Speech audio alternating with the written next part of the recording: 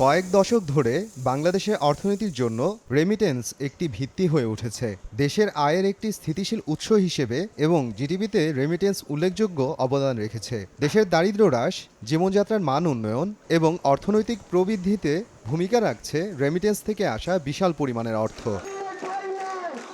July August ছাত্র জনতার আন্দোলন এবং পরে সাবেক প্রধানমন্ত্রী ক্ষমতাচ্যুত হওয়ার পর রেমিটেন্স খাতের উপর একটা প্রভাব পড়ে। সে সময় ছাত্র জনতার ডাকে ও আন্দোলনের সমর্থন জানাতে প্রবাসী শ্রমিকরা দেশে অর্থ পাঠানো বন্ধ রাখেন। তবে পট পরিবর্তনের পর আবারও রেমিটেন্সের পালে হাওয়া লাগতে শুরু করেছে।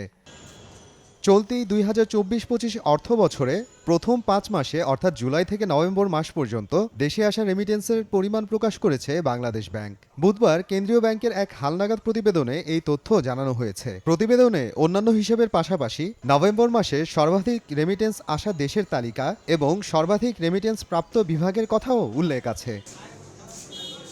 সদ্যবিদায়ী নভেম্বর মাসে দেশে মোট রেমিটেন্স এসেছে 219,95,10,000 মার্কিন ডলার।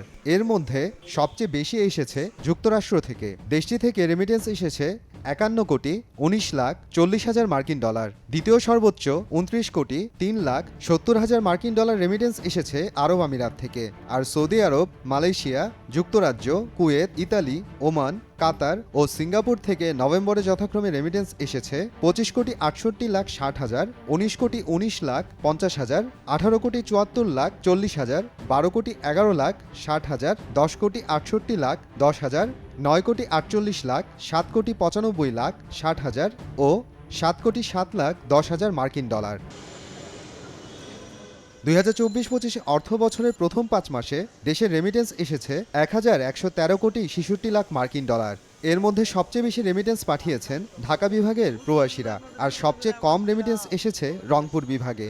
বাংলাদেশ ব্যাংকের হালনাগাদ প্রতিবেদন থেকে জানা যায়, চলতি 2024-25 অর্থ বছরের প্রথম 5 মাস অর্থাৎ জুলাই নভেম্বরে ঢাকাতে সর্বোচ্চ রেমিটেন্স এসেছে 535,30,00,000 মার্কিন ডলার। দ্বিতীয় সর্বোচ্চ 309,78,00,000 ডলার রেমিটেন্স পাঠিয়েছেন চট্টগ্রাম বিভাগের প্রবাসীরা।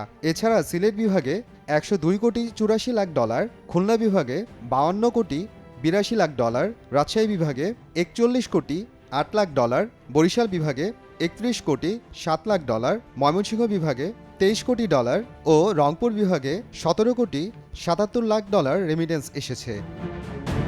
মোহাম্মদ আফরানুল ইসলাম, সময় সংবাদ।